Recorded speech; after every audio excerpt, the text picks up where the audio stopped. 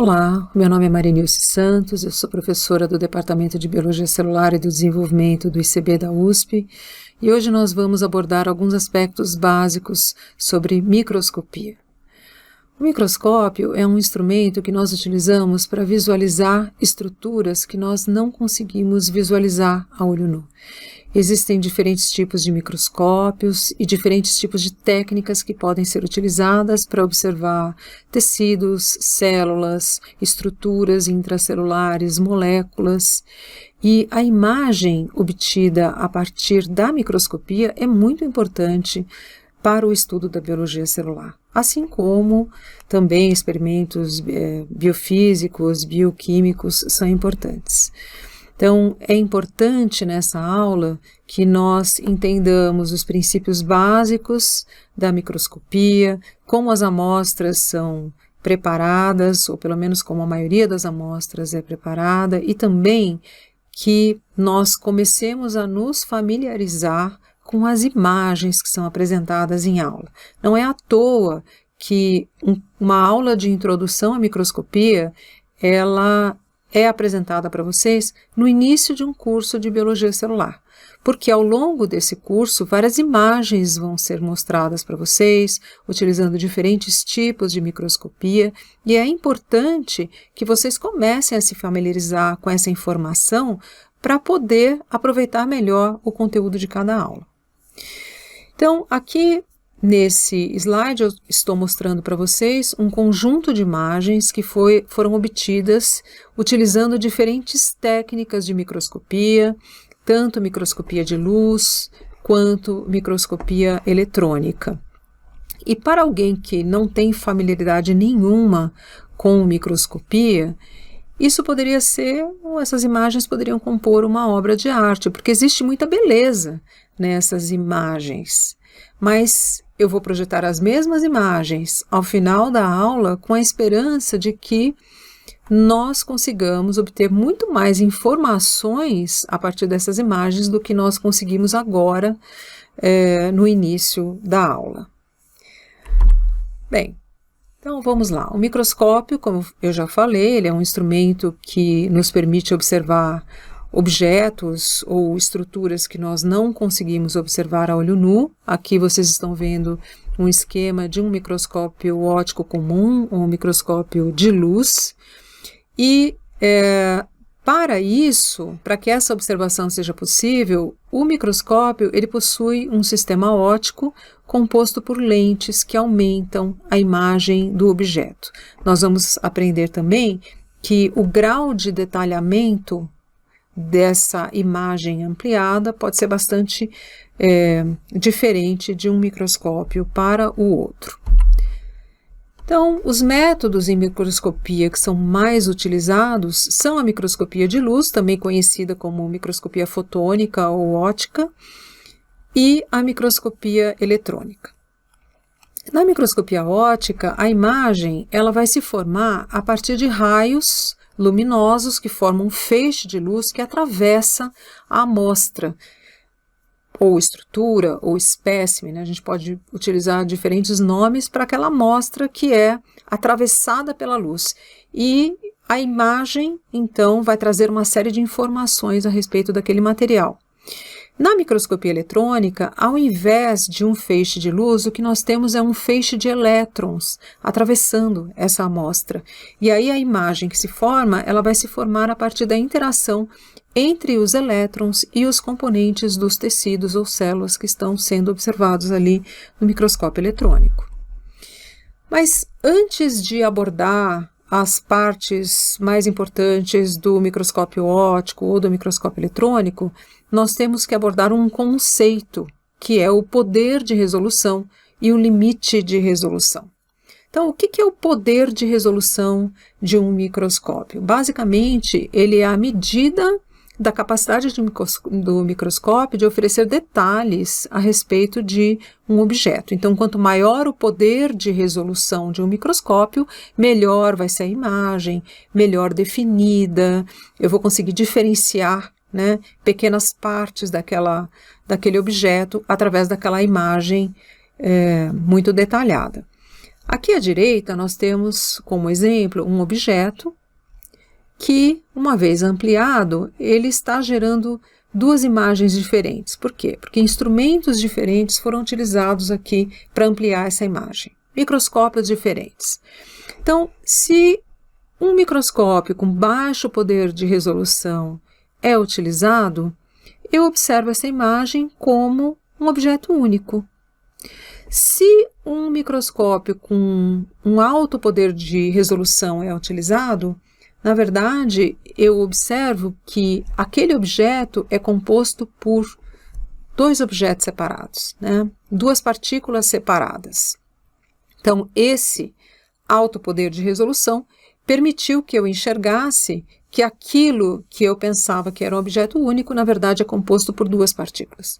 E vamos supor que se eu utilizasse ainda um outro instrumento com poder de resolução maior ainda, na verdade, eu descobrisse que não são duas partículas, mas 4, 6, 8 partículas. Então, o poder de resolução é a capacidade do microscópio de oferecer para o observador um detalhamento maior ou menor. E o que é, então, o limite de resolução? O limite de resolução de um microscópio, ele é inversamente proporcional ao poder de resolução, porque ele é a menor distância que deve existir entre dois pontos ou duas partículas para que elas apareçam separadas. Então, abaixo disso, abaixo do limite de resolução, eu já não consigo separar. E aí aparece tudo como uma estrutura só para mim. Então, o limite de resolução, ele vai produzir imagens separadas de moléculas ou partículas ou estruturas muito próximas. E é absolutamente crítico para que a imagem que nós observamos seja rica em detalhes. O que significa dizer o seguinte, que ampliação não é tudo. Um microscópio pode ampliar uma imagem e aí eu consigo enxergar aquela imagem ampliada de uma determinada estrutura, uma célula, um objeto, mas se não for essa ampliação não for acompanhada de um grau de detalhamento, então eu posso observar uma imagem mal definida, que aparece como fora de foco, eu não consigo diferenciar estruturas muito próximas, porque o limite de resolução não é adequado. Então, é importante que a gente entenda que quanto menor for o limite de resolução de um microscópio, melhor vai ser o seu poder de resolução. Porque uma menor distância entre partículas, eu vou conseguir definir que são partículas separadas, certo? Então, o grau de detalhamento vai ser maior. Muito bem, então, ainda explorando esse conceito, aqui nós temos as unidades que são muito comumente utilizadas em microscopia, que são micrômetro, né, o nanômetro. Então, um micrômetro, ele é 1/1000 de milímetro. E um nanômetro é 1/1000 de micrômetro ou 1/1000 de milímetro. E aqui à esquerda nós observamos os limites máximos de resolução aproximados dos diferentes tipos de microscópio. Então, nessa escala nós temos aqui o olho nu, né, aquilo que nós conseguimos observar sem auxílio de um microscópio. Estruturas macroscópicas, né? Então, o corpo humano, órgãos, partes de órgãos, até chegar no limite de resolução de aproximadamente 0,2 milímetros. Né? Então, abaixo disso, eu não consigo enxergar a olho nu. Eu precisaria, então, de um microscópio de luz. O microscópio de luz, ele tem um limite de resolução aproximado de 0,2 micrômetros, portanto, 1000 vezes menor, esse limite de resolução, e aí sim eu consigo enxergar estruturas como, por exemplo, protozoários, células, né, células de diferentes tamanhos, como aqui o ovócito, a hemácia, que é uma célula pequena, bactérias, organelas como a mitocôndria, por exemplo, são observáveis. Mas, abaixo desse limite de resolução, eu preciso de um outro instrumento, que é o microscópio eletrônico de transmissão, por exemplo, que possui um limite de resolução 1000 vezes menor. Isso tudo é aproximado, né? Então, o limite de resolução do microscópio eletrônico de transmissão a gente já vai entender do que se trata, é de 0,2 nanômetros. Então, eu consigo enxergar estruturas que não são visíveis por microscopia de luz, mas que são visíveis ao microscópio eletrônico de transmissão. Então, vírus, ribossomos, proteínas, DNA, aminoácidos, ou seja, eu consigo inclusive enxergar moléculas utilizando o microscópio eletrônico de transmissão, mas não consigo enxergar átomos. Por quê? Porque os átomos estão abaixo do limite de resolução do microscópio eletrônico de transmissão. E existe também um outro tipo de microscopia, que é a eletrônica de varredura, que nós vamos entender mais adiante. Esse painel, ele mostra diferentes estruturas. Para cada uma das figuras existe uma ampliação de 10 vezes, seguindo as setas, né, começando pelo dedo, que pode ser observado, obviamente, a olho nu. Aqui à direita nós observamos a faixa, né, até chegar no limite de resolução de cada uma das ferramentas. Então, eu observo um dedo, né, a olho nu também eu consigo enxergar as impressões digitais. E aqui, nós já não conseguimos enxergar a olho nu as células da epiderme. Epiderme é o tecido epitelial que reveste, né, a pele, que faz parte da pele, né? É o epitélio de revestimento da pele. Então, eu vejo aqui várias células epiteliais, mas o limite de resolução a olho nu é 0,2 milímetros e as células são muito menores do que isso, então eu não consigo diferenciar as células. Para isso, eu preciso de um microscópio de luz. Seguindo, então, a ampliação, sempre essa região vai sendo ampliada. Aqui é o microscópio de luz, eu observo, então, diferentes células compondo esse tecido epitelial, ampliando mais ainda, eu consigo observar, por exemplo, uma mitocôndria, que é uma organela que pode ser bastante grande, mas, além disso, eu já não consigo enxergar no microscópio de luz. Por quê? Porque o limite da resolução do microscópio de luz é aproximadamente 0,2 micrômetros. Então, aqui eu estou falando da microscopia de luz comum, tá? Então, aqui eu tenho estruturas como ribossomos, né, moléculas de RNA mensageiro, já não consigo mais, né, está abaixo do limite de resolução. Para isso, eu preciso do microscópio eletrônico de transmissão. Então, usando esse microscópio eletrônico de transmissão, eu enxergo estruturas como os ribossomos e, nesses ribossomos, algumas moléculas, mas também já começa a ficar difícil aqui enxergar moléculas e átomos, então é quase impossível. Por quê? Porque estão abaixo do limite de resolução do microscópio eletrônico de transmissão. Então, essa é a ideia, né, da importância do limite de resolução, e ele depende muito da parte óptica do microscópio para o detalhamento da imagem e do quanto essa ferramenta que é o microscópio pode nos auxiliar a enxergar determinadas estruturas. Muito bem, então vamos entender como funciona a microscopia de luz comum, que é algo que vocês vão utilizar ao longo do curso de vocês, e muito brevemente como essas amostras são preparadas para a gente entender aquilo que está sendo observado nas imagens, né? Então aqui nós temos um microscópio de luz, um microscópio comum, e nós temos uma parte óptica e uma parte mecânica.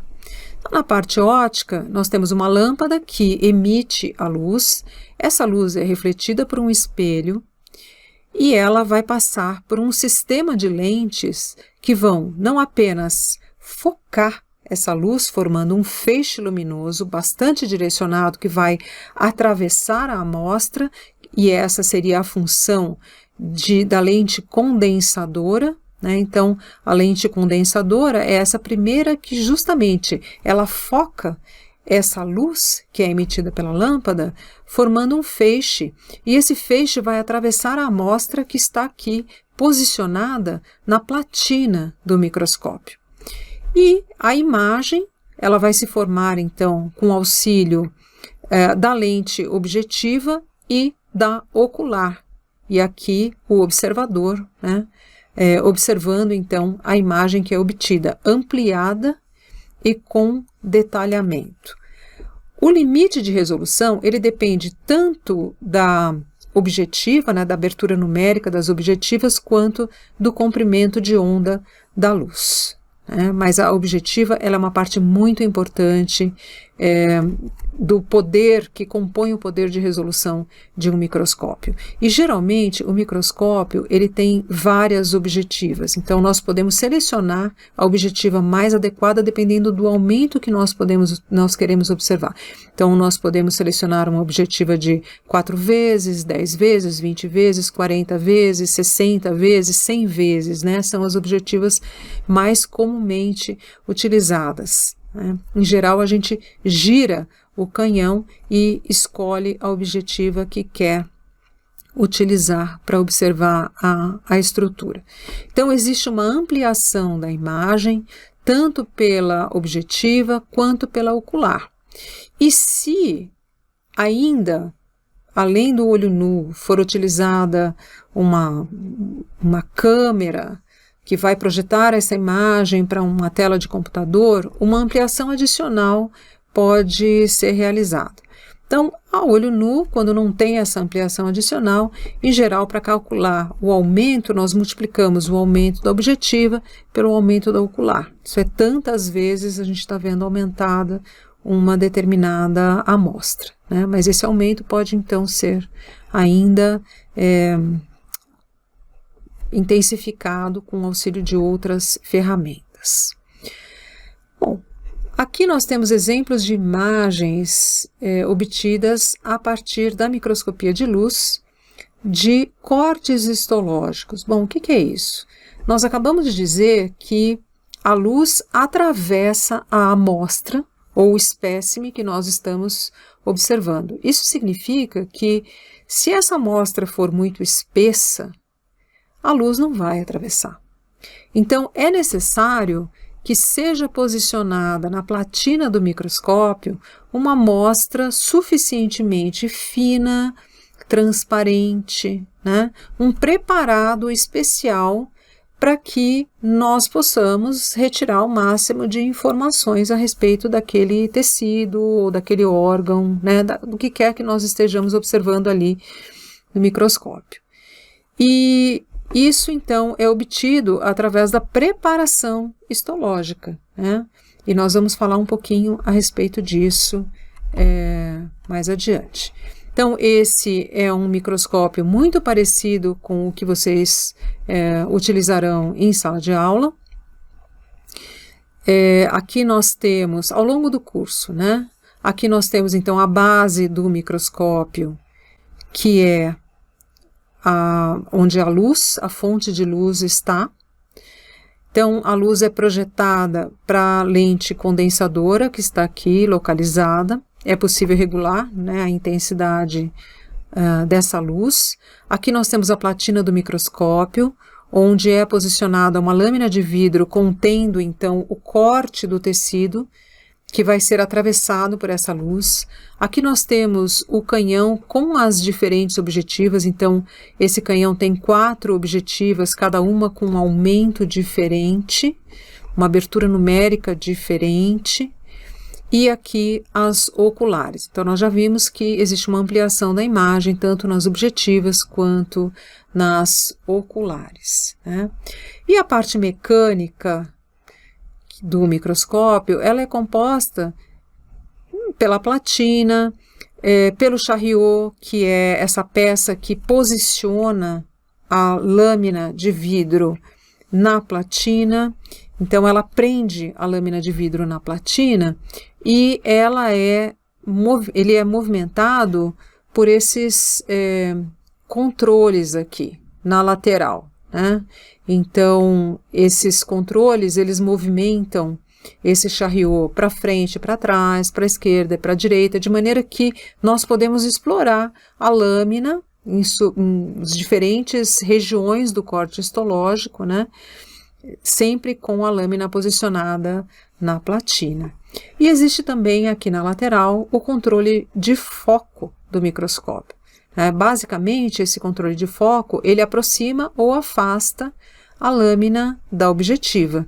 Então, existe o foco com movimentos, o foco que a gente chama de foco mais grosseiro, né, o macrométrico, que faz movimentos mais grosseiros de aproximação ou afastamento mais rápidos, e o foco micrométrico, que é mais delicado, né? Então, são movimentos delicados para esse foco fino, para acerto do foco, para a gente acertar exatamente a altura em que é melhor a observação da amostra.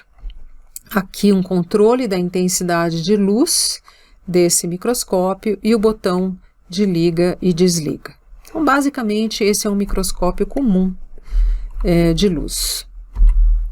Muito bem, então nós precisamos entender um pouquinho como é que é feito o preparo do material para a microscopia de luz, porque não é só um instrumento microscópio, mas como é que eu entendo aquele material que está lá sendo atravessado pela luz e que me fornece uma série de informações.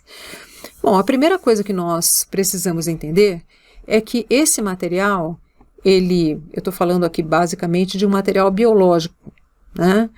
Um material, ele é coletado e ele tem que ser fixado, né, para que a sua estrutura seja preservada.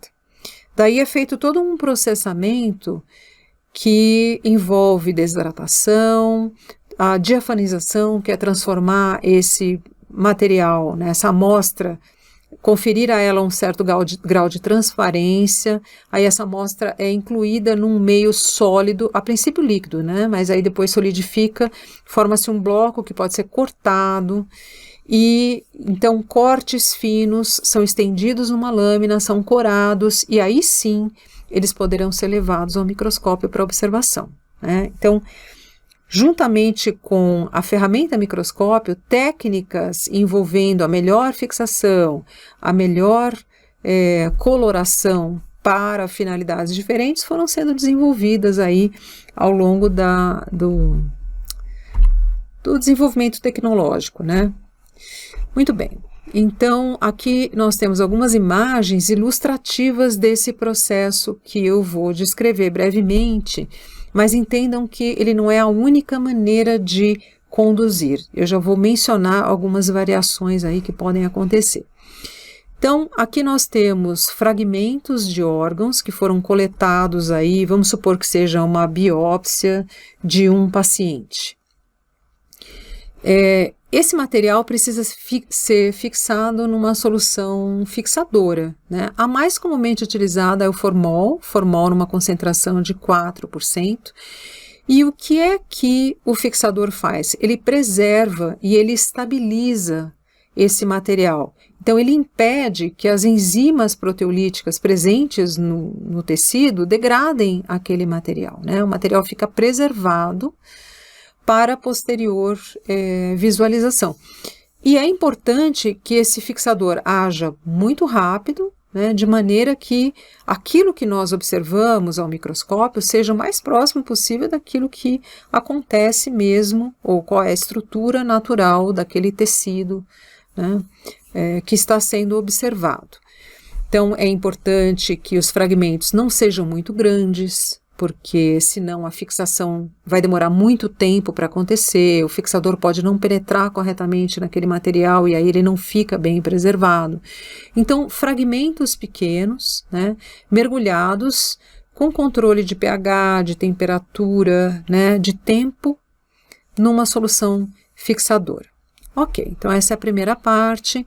Depois, esses fragmentos são posicionados num cassete e vão passar por uma série de processos aí que envolvem, no caso da inclusão em parafina ou resina, a desidratação, a diafanização, que é feita com solventes orgânicos, né? Muito comumente se utiliza o xilol, e para torná-las mais transparentes, né? Então a amostra fica mais transparente.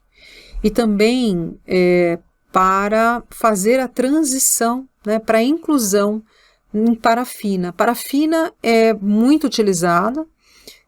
A princípio a parafina numa alta temperatura ela é líquida, então ela penetra nessa amostra, né?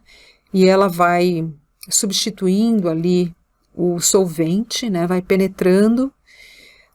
E quando ela se solidifica, então a amostra está incluída num bloco de parafina.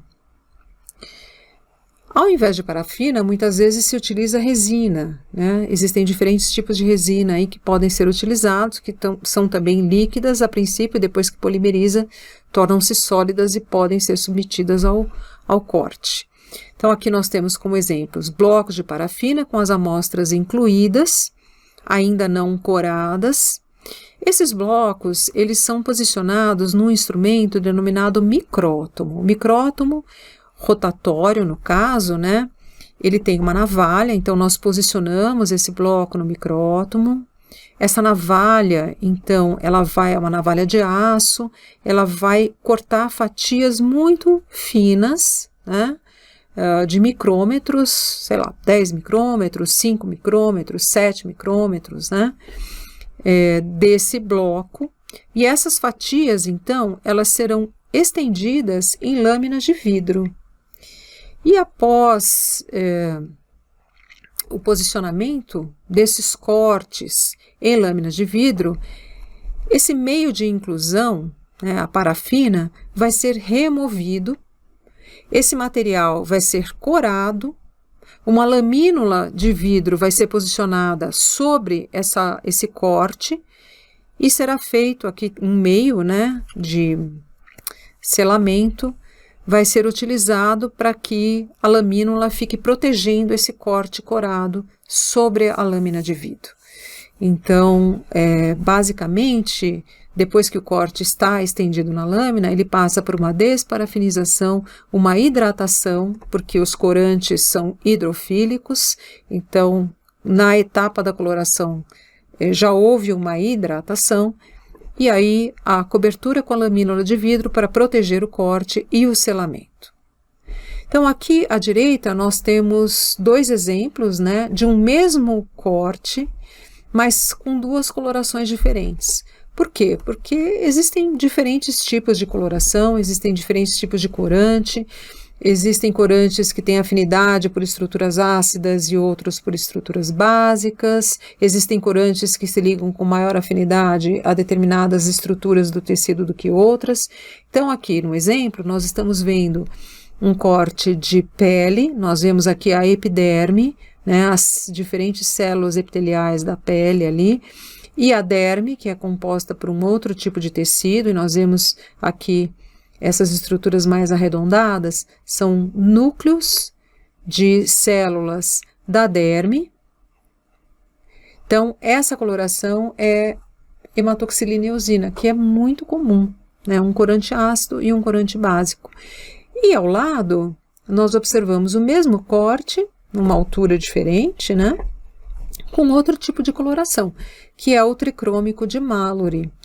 E esse tricrômico é uma combinação de corantes, né? Ele cora muito fortemente em azul as estruturas ricas em colágeno, que é um tipo de proteína da matriz extracelular. Então, nós vemos a abundância de colágeno na derme da pele, enquanto as células epiteliais estão aqui coradas em roxo. Então, muito comumente se utiliza uma combinação de corantes para finalidades específicas, seja a melhor observação da estrutura geral de um tecido, ou seja, a observação de moléculas específicas naquele tecido. Muito bem. Outro aspecto importante que nós entendamos a respeito dos cortes histológicos é a orientação do corte. Então, aqui eu apresento para vocês o MOL, Microscopia Online, que é um guia interativo de histologia do departamento, né, acessível para todos os alunos, para o estudo de vocês, né, em casa. E existe um exemplo aqui a respeito da orientação do corte, mostrando um mamão, né, um mamão papaya, em corte longitudinal, onde nós observamos uma fatia do mamão papaya com esse aspecto, mas em corte transversal, né, ou seja, um corte que passa aqui transversalmente, esse mesmo mamão parece redondo, né? Então, mas ele não é redondo, né? Ele tem um formato mais elíptico. Então, a orientação do corte é muito importante para a interpretação da estrutura que está sendo observada. Aqui nós podemos observar diferentes estruturas com formatos diferentes e como elas podem aparecer no corte. Então, vamos pegar, por exemplo, esse cilindro, né? O cilindro cortado transversalmente, ele aparece no corte como se fosse um círculo, idêntico a uma estrutura esférica. Então, uma estrutura esférica cortada transversalmente, exatamente no meio ali, ou uma estrutura cilíndrica em corte transversal, ao microscópio elas vão ter o mesmo aspecto, mas elas são estruturas bastante diferentes em 3 dimensões. Se esse corte for oblíquo, eu já vejo uma estrutura elíptica. Então, é o conjunto, né, é a análise do conjunto de imagens geradas a partir da observação de uma determinada estrutura ao microscópio que nos faz inferir a tridimensionalidade daquela estrutura, né? Por esse instrumento. É claro que existem outros instrumentos que nos auxiliam aí nessa análise tridimensional, mas nós estamos falando aqui de microscopia de luz comum. Então, aqui nós temos uma outra estrutura que ela é enovelada e tem uma extremidade mais elíptica, né, um formato mais esférico, e nós observamos que, dependendo do plano de corte em diferentes regiões, eu tenho aspectos muito variados. E é o conjunto desses aspectos que vai me fazer entender melhor essa estrutura que está sendo observada. Não é simplesmente uma outra parte do corte. Aqui nós temos uma estrutura enovelada, poderia ser, por exemplo, uma glândula, né? A glândula sudorípara, por exemplo, na sua porção secretora, ela tem exatamente um aspecto semelhante a esse, mas no corte transversal aparece um monte de esferas pequenas, né? Então, no corte é assim, mas a estrutura tridimensional é um pouquinho diferente. E aqui nós observamos células com seus núcleos, né? Aqui um epitélio achatado, uma camada única de células. Por exemplo, a parede dos vasos, né? Tem uma camada de células exatamente assim. E quando essas células são cortadas transversalmente, elas aparecem dessa maneira, completamente achatadas, né, com o corte passando aqui na altura do núcleo em alturas diferentes. Então, no meio do núcleo, o núcleo parece maior, na ponta do núcleo ele parece menor, e olha aqui que interessante. Eu vejo um corte histológico, observo um vaso cortado transversalmente, e a camada mais interna desse vaso é composta por um epitélio, né, exatamente como esse aqui, de células achatadas. Aqui o núcleo das células, né, achatadas. Percebam que esses núcleos estão com aspectos diferentes. Por quê? Porque o corte pode estar passando em alturas diferentes do núcleo. Então, o que eu vejo aqui nesse corte é exatamente o que está sendo mostrado aqui, de um epitélio que está organizado dessa maneira, né, para vocês verem o quão importante é a gente entender a questão do plano de corte, né, da orientação do corte. Aqui, células epiteliais prismáticas, né, elas são cilíndricas, esse corte passando transversalmente no epitélio e alcançando também diferentes alturas dos núcleos, né. Então, ao corte transversal, eu observo células com núcleo maior, núcleo menor, células sem núcleo. Significa que existe uma variação entre as células? Não. Significa que esse corte está passando em alturas diferentes ali dessas células, né? Porque os núcleos não estão todos na mesma altura. Então, eu posso enxergar células que aparentemente não têm núcleo, mas elas têm. E posso enxergar células com núcleos de tamanhos diferentes, né? Mas isso é absolutamente ilusório. Então, aqui nós observamos células cilíndricas, né? Não em corte transversal, mas nós observamos a estrutura em corte transversal, porque é um tubo, né? As células de revestimento em corte longitudinal e os núcleos aqui em diferentes alturas. Então, é muito importante que nessa etapa do curso nós comecemos a nos familiarizar com as imagens que são derivadas da análise microscópica de tecidos e células. Bem, então aqui nós temos esse microscópio óptico ou de luz comum. O óptico já é um termo que está caindo em desuso, né? O microscópio de luz.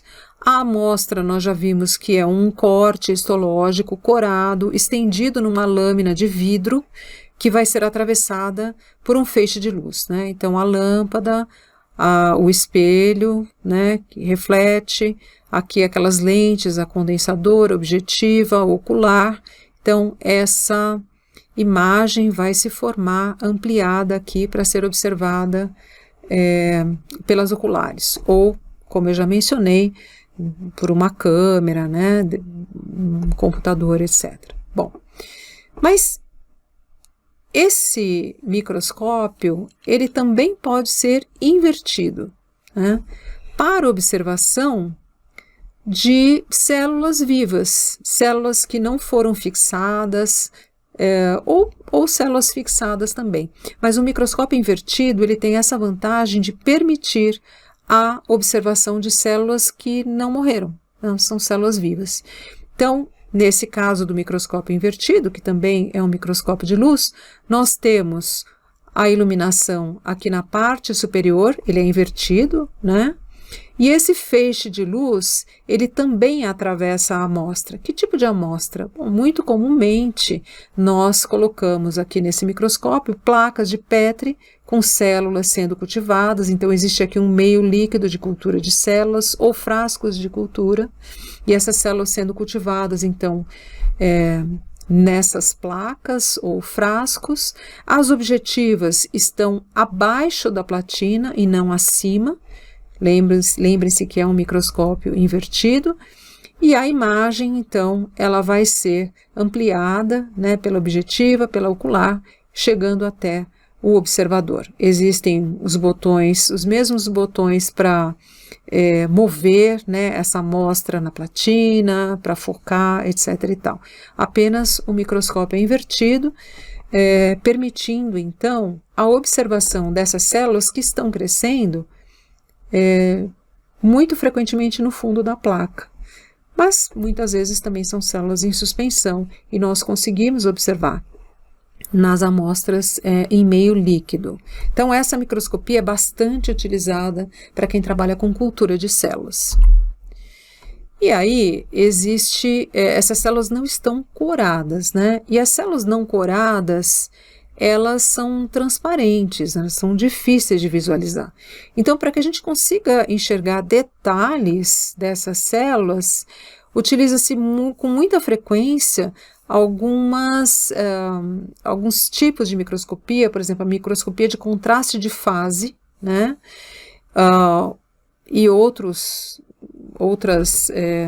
muito semelhantes, mas que nos permitem, através de uma diferenciação aí entre estruturas mais espessas, menos espessas, enxergar uma célula que não está corada, né? Então aqui nós temos a microscopia de campo claro, que é o que nós estávamos discutindo agora há pouco, né? Uma lâmina histológica corada, a luz atravessa essa lâmina e a informação que vai ser observada, que vai ser gerada na imagem, depende do tipo de coloração, do comprimento de onda que está ali sendo observado.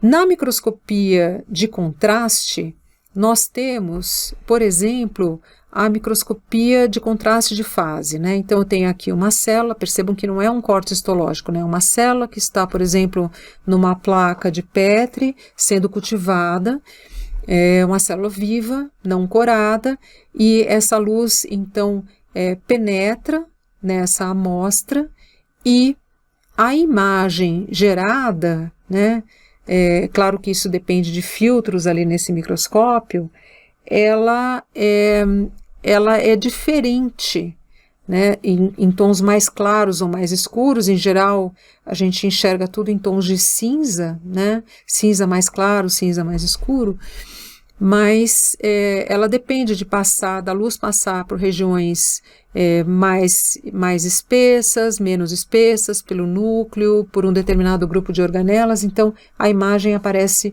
um pouco diferente, sempre em tons de cinza. E aqui um outro exemplo, são apenas exemplos. Na microscopia de campo escuro, esse feixe, na verdade, ele não atravessa exatamente na mesma orientação à amostra, mas ele vem numa direção oblíqua.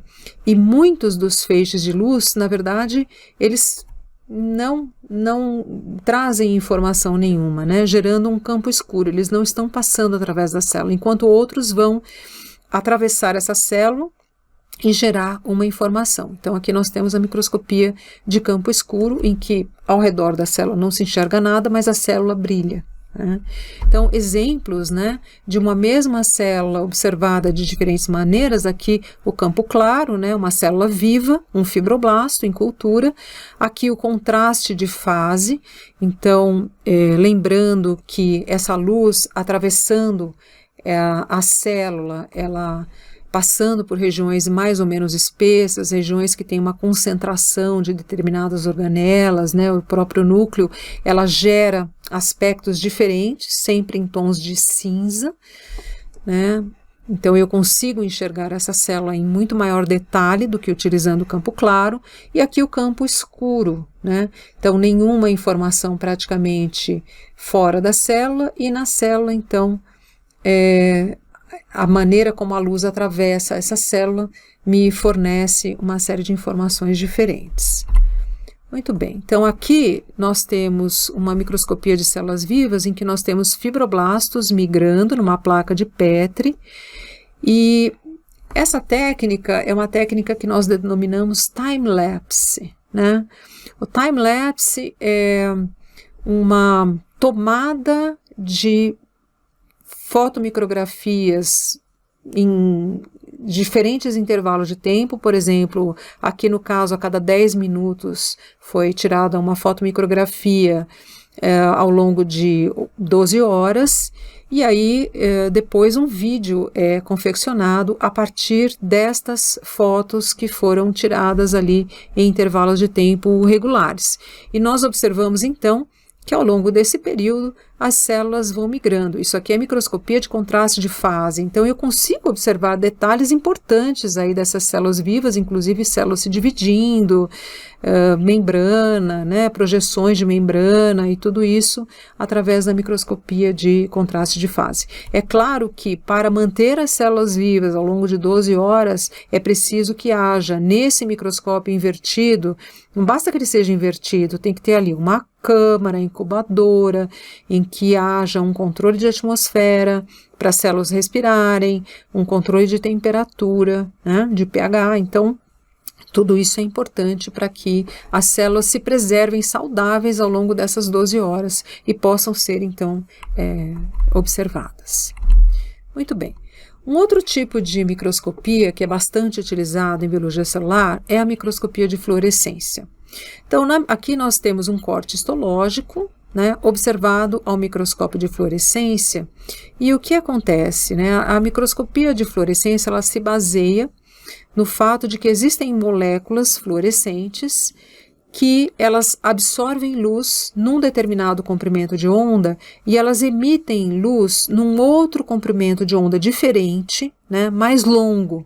Então, essa propriedade dessas moléculas associada à utilização de microscópios com filtros apropriados faz com que nós possamos utilizar a microscopia de fluorescência para estudar moléculas bastante específicas. Então, nós podemos utilizar, por exemplo, reagentes que são acoplados a moléculas fluorescentes e que vão se ligar a determinadas estruturas em células ou tecidos, e aí nós conseguimos visualizar muito bem essas estruturas por microscopia de fluorescência, ou nós podemos acoplar essa molécula fluorescente a um anticorpo que vai reconhecer de uma maneira muito específica uma determinada molécula nas células cultivadas ou nos tecidos, e aí essa técnica se chama técnica de imunofluorescência, imuno porque utiliza anticorpos e fluorescência porque utiliza marcadores fluorescentes para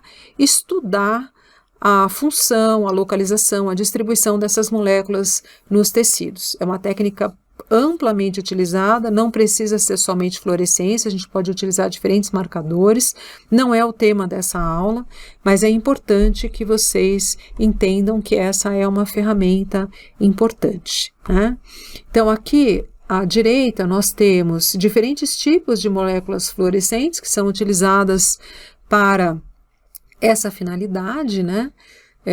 Quando acopladas a reagentes ou a anticorpos, e todas elas são excitadas num determinado comprimento de onda e emitem a sua luz, né, o seu sinal, num outro comprimento de onda mais longo, né? E isso é o que nos permite utilizar esse tipo de microscopia. Então, vejam que aqui no microscópio de fluorescência, em geral, no microscópio comum nós temos uma lâmpada de mercúrio, que é utilizada para excitação, né? Aqui nós temos a amostra, né? Então essa lâmpada emite a sua luz, e essa luz ela passa num primeiro filtro, que é um filtro barreira, que seleciona o comprimento de onda adequado para estimular o fluoróforo, né? Fluoróforo é a substância, a molécula fluorescente que vai ser observada ali naquela amostra, né? Então é preciso que a amostra já tenha sido preparada com essa molécula fluorescente que vai ser visualizada.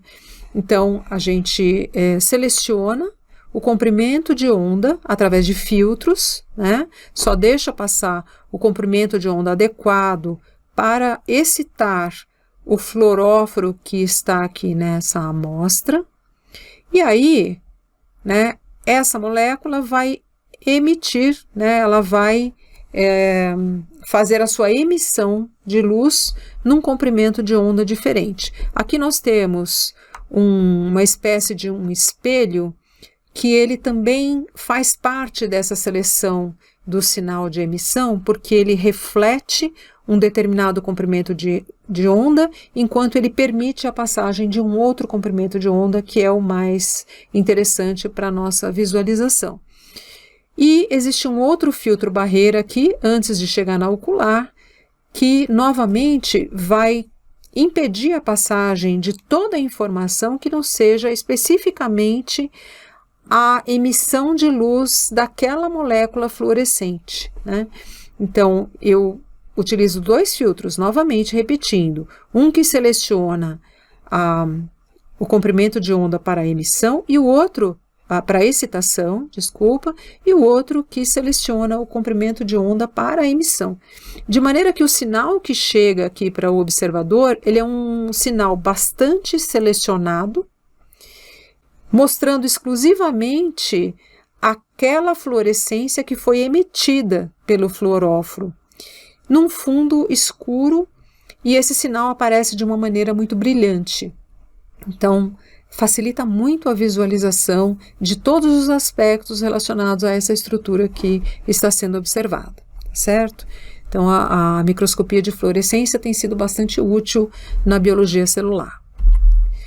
Existe um avanço da microscopia de fluorescência que torna esse sinal muito mais preciso e muito mais útil na sua visualização, que é a microscopia confocal.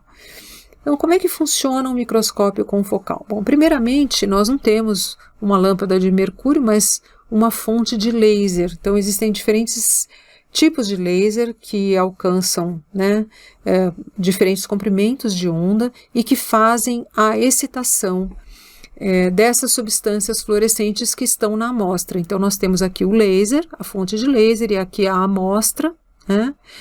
Agora, o laser, ele quando faz essa emissão, né, e isso chega na amostra, chega de uma forma extremamente focada, num determinado plano da amostra, né? Então, o laser, quando ele incide ali, com o auxílio dessa lente, ele vai incidir de maneira muito focada num plano, e o microscópio confocal, ele faz uma varredura da amostra, né? Então, cada ponto, o laser vai fazendo essa excitação de uma maneira muito precisa, mas é a soma, né, desses pontos analisados através dessa varredura que vai compor a imagem final. E outros planos também emitem luz, né? Na microscopia de fluorescência normal, a luz do fluoróforo, ela vem de todos os planos da amostra. Na microscopia confocal, o que acontece é que essa luz que é emitida da amostra e que vai compor a imagem no final, aqui ela aparece sendo refletida num espelho, e antes de chegar no detector, que amplifica esse sinal, tem que passar por uma barreira. E essa barreira tem um orifício muito pequeno, que seleciona exclusivamente a informação que é derivada do plano que foi analisado, né? Essa figura mostra muito bem o que acontece com os diferentes planos. Então, aqui nós temos a amostra, que está sendo mostrada aqui embaixo, né? A amostra, os diferentes planos da amostra, mas apenas um deles aqui no centro está sendo analisado. Então, informações aqui, né, da excitação da amostra, elas acontecem em diferentes planos, mas na hora da emissão, devido à presença dessa barreira que seleciona apenas o plano de interesse, as informações provenientes de outros planos focais, elas são descartadas, né? Elas são barradas pelo obstáculo. Então, somente aquilo que passa pelo orifício é detectado e amplificado pelo detector. Então, isso favorece muito uma análise como se fosse uma análise tomográfica, né? Apenas um plano está sendo observado. E, na verdade, na emissão já existe também uma seleção para focar melhor o plano, né? Então, a microscopia confocal, ela é baseada nesse princípio de que a informação que chega no detector, ela é filtrada, de maneira que somente o plano que me interessa é enxergado por mim. Agora, eu posso varrer essa amostra em planos diferentes também. E, ao final, eu tenho várias imagens obtidas em planos focais diferentes e eu posso fazer uma reconstrução tridimensional dessa molécula, da distribuição dessa molécula que eu estou estudando, que está marcada, né, com marcador fluorescente, mas eu também posso fazer uma análise individual de cada plano que está sendo analisado, né? Então, aqui nós observamos uma fotomicrografia obtida por microscopia de fluorescência convencional, em que a luz derivada do fluoróforo, no caso um fluoróforo verde, ela vem de vários planos e na microscopia convencional de fluorescência nós não conseguimos selecionar um plano específico, né? E ao lado nós temos um plano obtido por microscopia confocal. E é a mesma estrutura, né? Mas aqui eu consigo visualizar os limites das células, né? Essa estrutura, então, localizada na membrana das células e também no interior, né, de um aspecto granulado. Então, a microscopia confocal, ela me fornece informações muito mais detalhadas e precisas da localização dessa molécula fluorescente no tecido. E eu sempre posso compor os diferentes planos para fazer uma imagem tridimensional. Então, aqui nós vemos essa estrutura, né, diferentes planos da estrutura, obtidos aqui, como se fosse mesmo uma tomografia. Então, através do confocal vai ser feita uma análise sequencial de planos, o observador escolhe qual a espessura, né, qual é a distância de um plano para o outro, isso é completamente decisão do observador, e aí, ao final, essas fotos de diferentes planos podem compor uma imagem tridimensional da amostra. Então, em microscopia confocal, frequentemente se utilizam cortes mais espessos, tá? Muito bem. E aqui nós temos uma imagem do citoesqueleto de uma célula cultivada. Nós podemos utilizar fluoróforos diferentes simultaneamente. Por quê? Porque lasers diferentes eles podem ser utilizados simultaneamente, de maneira que nós temos uma dupla, uma tripla, uma marcação de N moléculas aí simultaneamente. No caso, o citoesqueleto de actina sendo mostrado em azul, os microtúbulos sendo mostrados em verde e os filamentos intermediários, todos os componentes do citoesqueleto, todos os componentes filamentosos em vermelho. E o núcleo aparece aqui numa imagem negativa. Muito bem, então, para resumir essa parte da microscopia de luz, nós temos aqui a microscopia de luz convencional, né, uma coloração de um corte histológico, observamos várias células compondo um tecido, aqui os núcleos das células, né, o citoplasma aparece corado em rosa, eu consigo mais ou menos enxergar os limites das células, não muito claramente. Aqui células cultivadas, células vivas, então essa é a microscopia de contraste de fase, e a microscopia de fluorescência, os núcleos corados em vermelho, aqui o citoplasma, né, filamentos intermediários de desmina sendo corados aqui nessa molécula fluorescente verde. Ok. Vamos falar um pouco agora a respeito da microscopia eletrônica, né, que já foi mencionado, nos permite observar estruturas muito menores do que aquelas que nós observamos ao microscópio óptico. Muito bem, então nós temos dois tipos de microscopia eletrônica, a microscopia eletrônica de transmissão e a microscopia eletrônica de varredura.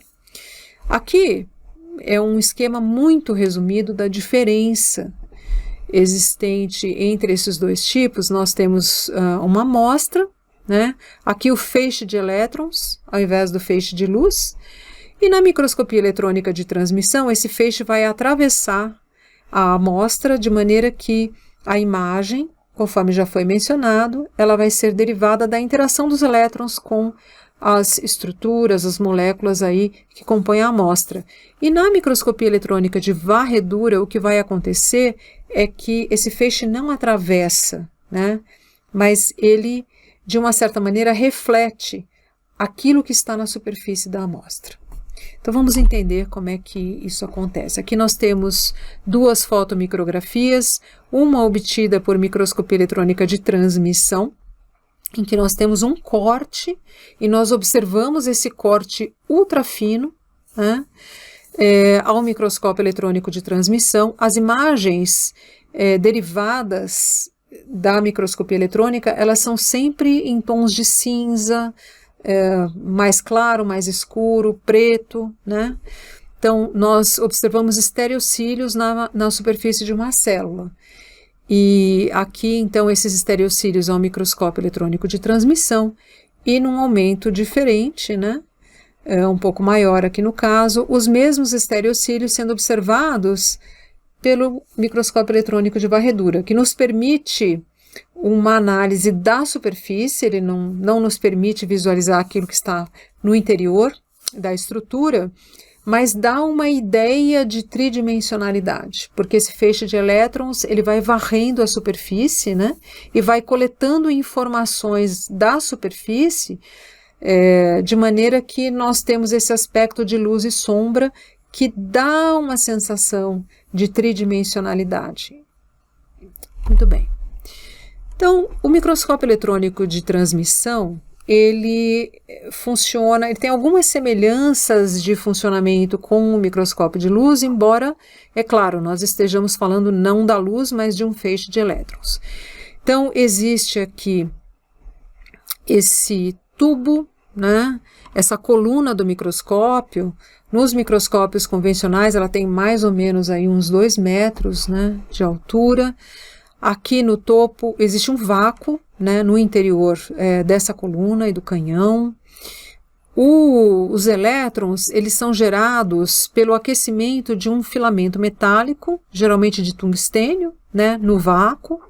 Então, esse aquecimento, nessa estrutura que se chama, esse filamento se chama o cátodo, gera elétrons, né, que são atraídos em direção a essa estrutura que é o anodo, e existe uma diferença de voltagem entre eles. Então, esses elétrons que são gerados, eles são atraídos e acelerados ali em direção ao anodo, né? Logo passam por uma lente condensadora que vai fazer o quê? Ela vai focar, justamente, vai focar esse feixe de elétrons, né? E a amostra, ela está localizada exatamente aqui. Então, a amostra são cortes ultra finos, posicionados em pequenas malhas de metal, geralmente de cobre. Então, esses cortes aqui posicionados, né, essas telas de metal, elas são bastante pequenas, em geral tem 3 milímetros de diâmetro, são posicionadas aqui, então, aqui é o porta-espécime, né? A amostra é posicionada aqui, e esse feixe de elétrons, depois de passar por um campo eletromagnético, né, produzido aqui por essa lente eletromagnética, que é a bobina, esse feixe de elétrons vai atravessar a amostra, que está posicionada nessa tela metálica. E o que conseguir passar através da amostra, a gente já vai falar um pouquinho da preparação dessa amostra, vai passar subsequentemente por um sistema de bobinas magnéticas, né, que são a objetiva, a lente intermediária, a lente projetora, e vai ser então, essa imagem, ela vai ser detectada por intermédio de uma placa fluorescente, ou um filme fotográfico, ou uma câmera, né, algum sistema de detecção aqui, porque essa imagem não pode ser detectada a olho nu sem passar por um sistema de detecção que traduza esta informação. Então, num certo sentido, existe uma semelhança com o microscópio de luz, porque ao invés da luz, aqui utiliza-se um feixe de elétrons, mas existe uma sequência aí de lentes, que no caso são bobinas, não são lentes de cristal, mas que vão amplificar e gerar essa imagem. Muito bem, então a imagem que nós obtemos a partir de um microscópio eletrônico de transmissão são imagens com magnitudes diferentes, né, dependendo da seleção aqui das lentes, mas são sempre imagens em tons de preto, cinza claro, cinza escuro, né? E que nós denominamos elétron denso ou elétron lúcido, né? Dependendo do quanto de elétrons passou ali através daquela amostra. E aí nós podemos observar estruturas subcelulares, né? Então, a membrana das células, junções, mitocôndria, né? Então, e diferentes organelas podem ser observadas aí ao microscópio eletrônico de transmissão. Então, comparando o microscópio óptico com o de transmissão, aqui nós temos a luz, né, gerando aquele feixe luminoso que vai atravessar a amostra para chegar depois, né, passando pela lente condensadora, objetiva e ocular, chegar no olho do observador. Aqui, no microscópio eletrônico, nós temos o feixe de elétrons, né, passando então pela lente condensadora, atravessando também essa amostra que é posicionada numa tela metálica, passando também por outras lentes até alcançar um sistema de detecção para a formação da imagem. Muito bem. Como é que é preparado esse material para a microscopia eletrônica? Bom, basicamente nós também temos a coleta do material, a fixação, a desidratação, diafanização e inclusão em resina, o corte semifino e ultrafino e o contraste.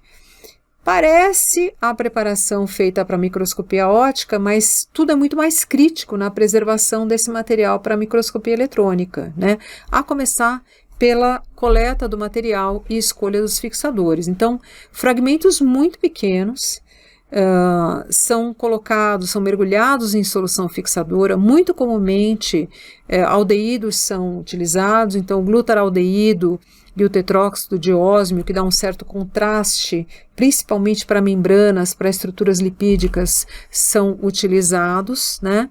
E após uma boa fixação, esse material é desidratado numa sequência de álcoois. Ele é incluído em resina. A resina epóxi é bastante utilizada, ela é bastante dura. Então aqui nós vemos blocos de resina com amostra. Percebam que esses blocos eles têm tamanhos milimétricos, né? Então estruturas pequenas, né? Cortes, fragmentos pequenos do tecido para que haja uma boa fixação e contraste, são submetidos a um aparelho denominado ultramicrótomo. Ele funciona de uma forma semelhante ao micrótomo rotatório do microscópio óptico, mas a navalha para cortes semifinos é a navalha de vidro e para cortes ultrafinos a navalha de diamante é utilizada, que é uma navalha extremamente dura. Então, nós obtemos cortes semifinos aqui para observação nível microscópio óptico mesmo, e depois aquilo que vai para a tela metálica, né, geralmente de cobre ou níquel, é o corte ultrafino. Ultrafino quanto? Geralmente de 30 a 80 nanômetros é a espessura desse corte. Então ele é bem fininho, né? E ao invés de corantes, o que nós utilizamos ao microscópio eletrônico na preparação dessas amostras é uma impregnação com metais pesados, chumbo, urânio. Então esses metais pesados é que dão um contraste diferencial ali na passagem do feixe de elétrons pela amostra, né? Daí também o fato de as amostras terem as imagens serem em tons aí de cinza, né? A gente está falando de impregnação com metais. Aqui um microscópio eletrônico convencional, né? Ele é grande mesmo, então a imagem sendo detectada aqui, né? E a coluna do microscópio, né, por onde passa o feixe de elétrons que vai atravessar a amostra. Então, imagens obtidas a partir desse tipo de microscopia, aqui nós observamos um tecido, né, contendo várias células, mas nós conseguimos encontrar uma célula que aparece em maior destaque aqui, né, outras partes de outras células aqui ao redor. Então, o núcleo celular, a cromatina mais condensada aqui, próximo da membrana nuclear, aqui um nucléolo, né? No citoplasma dessa célula, olha, eu estou aqui ressaltando o limite da célula, né? Eu encontro organelas que eu consigo observar muito bem, mitocôndrias, né? O retículo endoplasmático rugoso, grânulos de secreção, eventualmente outras organelas também podem ser observadas, vacúolos e etc. Né? É claro que essa nem é uma grande magnitude, a gente pode aumentar muito mais e ter uma definição muito maior das estruturas observadas aqui ao microscópio eletrônico de transmissão. Então, num aumento maior, aqui observa uma mitocôndria, né? A membrana mitocondrial dupla, as cristas mitocondriais, né? Aqui o retículo endoplasmático rugoso, com ribossomos na sua superfície. Tudo isso eu consigo observar aqui nessa microscopia. Aqui num aumento também bastante grande, a membrana nuclear, que é dupla, o poro nuclear, olha, consigo enxergar aqui poros nucleares, né, com diafragma, cromatina condensada, poliribossomos, né, o retículo endoplasmático, enfim, são exemplos de imagens obtidas a partir da microscopia eletrônica de transmissão e que vão ser apresentadas ao longo do curso de biologia celular, porque muita informação é derivada dessa microscopia. Aliás, houve um avanço imenso da biologia celular ao longo do século XX, com o advento do microscópio eletrônico e a melhoria, o aprimoramento de técnicas de fixação. Eu falei para vocês da fixação com glutaraldeído e com tetróxido de ósmio, mas não necessariamente as amostras elas são preservadas por meio de fixadores. Eu posso também congelar amostras, fazer um congelamento ultra rápido, tanto para microscopia óptica quanto para microscopia eletrônica, e fazer cortes desse material congelado, né? E através de criostato, que são micrótomos que fazem esses cortes em baixa temperatura, estender em lâminas e fixar posteriormente. Então, existem diferentes análises que nós não estamos abordando aqui, porque por uma questão de objetivo da aula e por uma questão de tempo. Muito bem, então um outro aumento maior ainda, né? Aqui nós observamos no processo de transcrição, o DNA, né? Aqui moléculas de RNA mensageiro sendo geradas aqui, os ribossomos associados a essas moléculas de RNA mensageiro. Então, aumentos bem maiores aí obtidos com microscopia eletrônica de transmissão. Comparando com o microscópio óptico, aqui nós temos um corte histológico, né? Uma estrutura que é um ácino, na verdade, é uma glândula, é um corte de pâncreas. Eu observo aqui, ao microscópio óptico, várias células associadas. Eu delimitei aqui uma célula em amarelo para vocês observarem, né? Uma célula desse ácino pancreático, são células que secretam enzimas pancreáticas. Elas têm bastante retículo endoplasmático rugoso e grânulos de secreção.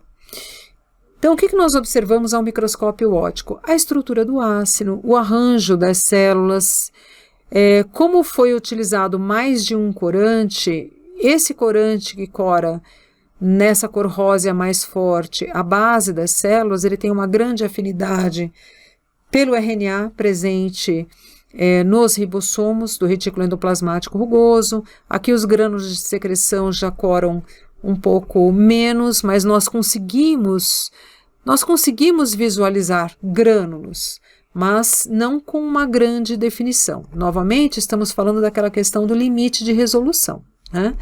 Esse corte histológico ele foi feito em resina, então ele é um corte de alguns micrômetros, né?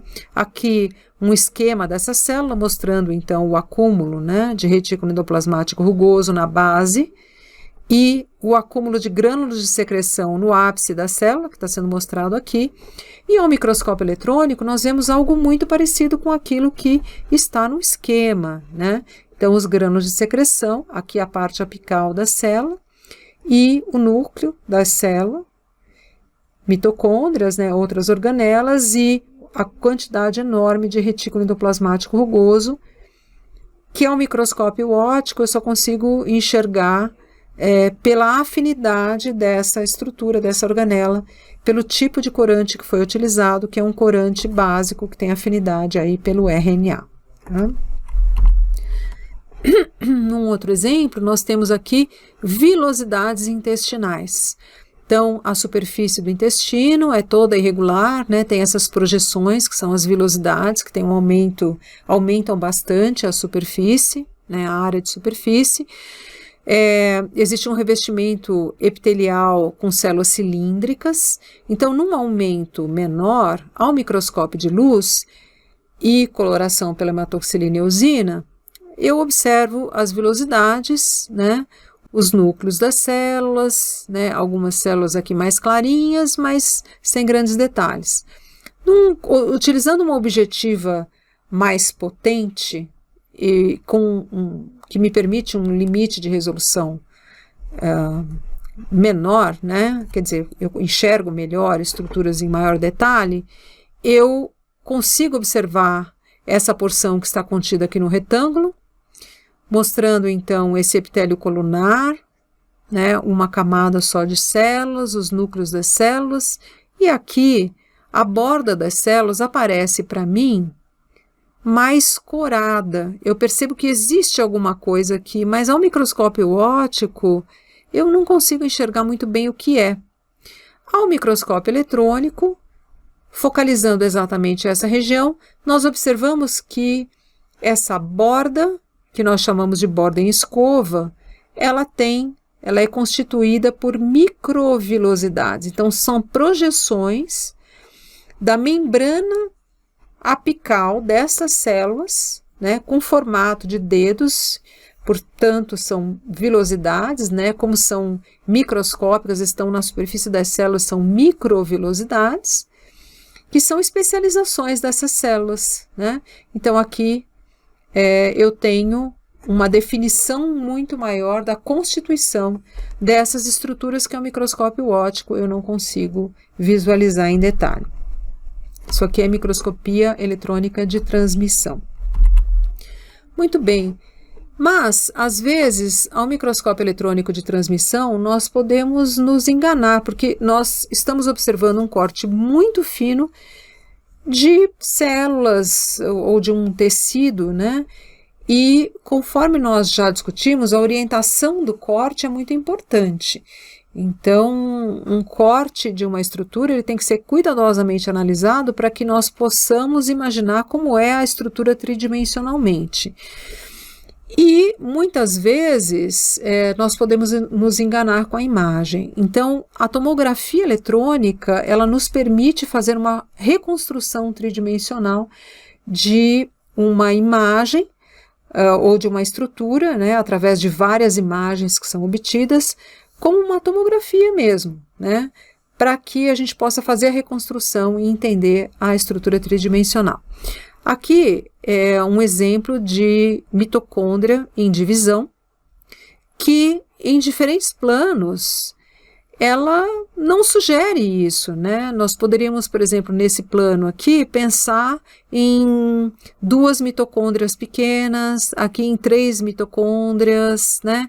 Quer dizer, dependendo do plano por onde ele passa, ele pode sugerir que uma única estrutura que tem esse aspecto tridimensional apareça como várias estruturas pequenas, como aquelas esferas, né, que a gente viu derivada de estruturas que eram, na verdade, noveladas. Então, a tomografia, ela resolve isso, é um método bastante trabalhoso, mas a amostra, ela é girada em diferentes angulações e imagens vão sendo obtidas em diferentes angulações e detectadas pela câmera, né? Os cortes são relativamente espessos para a microscopia eletrônica, então aqui nós estamos falando de um exemplo de um corte de 200 nanômetros, e então essas imagens que são obtidas em angulações diferentes, elas são depois alinhadas e unidas para que se faça uma reconstrução tridimensional daquela estrutura. Aqui nós temos um exemplo de um corte que passou por essa tomografia. Nós observamos então uma certa dimensionalidade, né? Ainda é um corte, né? Não é a estrutura inteira, mas nós podemos perceber uma terceira dimensão aqui, por exemplo, nessa mitocôndria aqui no centro, assim como outras organelas, né, o complexo de Golgi e etc. Então, auxilia bastante na compreensão da estrutura, do aspecto tridimensional das estruturas. E aqui é um outro exemplo também da reconstrução tridimensional, uma análise do complexo de Golgi. Cada cisterna foi marcada com uma cor diferente e depois foi feita uma reconstrução tridimensional aqui dessa estrutura, desse complexo de Golgi, né, com base nessas cores aqui, para essa análise. Então é um método muito poderoso e bastante utilizado também para a compreensão do aspecto morfológico das estruturas. Muito bem, por último nós vamos falar da microscopia eletrônica de varredura, que conforme eu já mencionei, ela também utiliza um feixe de elétrons, mas esse feixe de elétrons não atravessa a amostra, e a amostra ela tem uma preparação diferente também.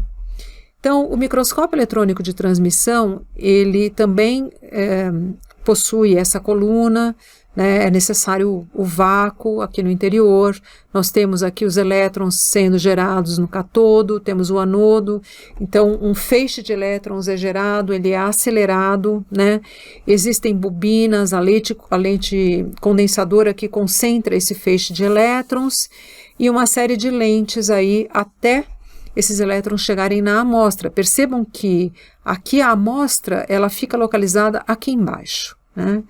E uma diferença muito grande é que essa amostra ela é varrida na sua superfície. Então existe um rastreador aqui que vai então varrendo a superfície da amostra, né? E permitindo a coleta de informações, então, da interação desse feixe de elétrons com a superfície da amostra. A amostra, ela passa por um processamento em que ela é dessecada e revestida com uma camada de metal. E esses elétrons, então, eles são refletidos por esse metal e são detectados, então, por esse detector de elétrons e uma imagem tridimensional, ou como alguns preferem, pseudo-tridimensional, né? Ela é gerada aqui por meio da leitura, né? Desses elétrons que são refletidos aqui na superfície da amostra. Então, as imagens obtidas por microscopia eletrônica de varredura, em geral, são muito bonitas, né? Aqui nós vemos um animal ou a superfície de um epitélio, muito possivelmente a língua, ou outras estruturas aqui, talvez um fragmento de tecido mineralizado do dente. Essas estruturas, elas aparecem num aspecto de sombra e luz, né, dando essa ideia de tridimensionalidade. Mas, ao microscópio eletrônico de varredura, esse feixe de elétrons, novamente, ele não atravessa a estrutura, ele é refletido e esses elétrons, então, são detectados e gera-se essa imagem tridimensional.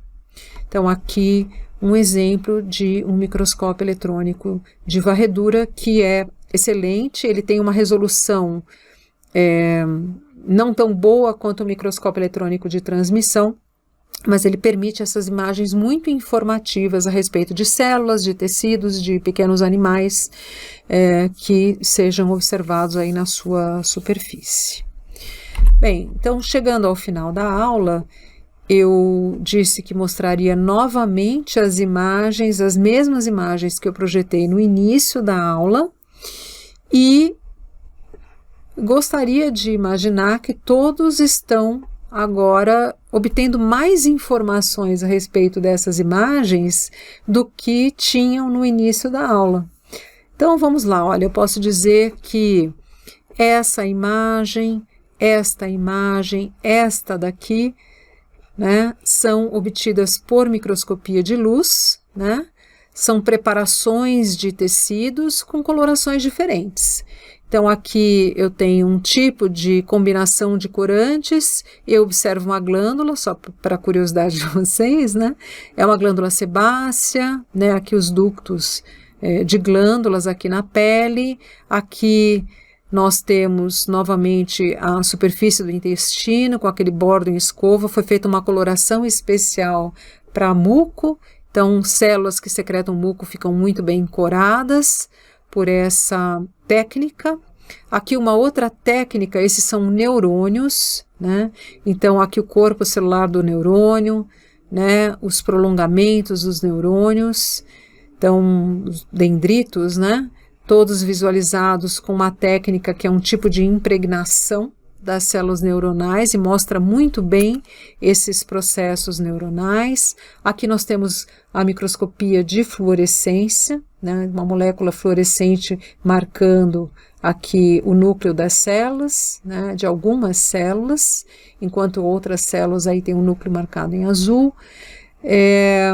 Microscopia eletrônica de transmissão, aqui mostrando, então, aquela célula secretora com retículo rugoso e os grânulos de secreção.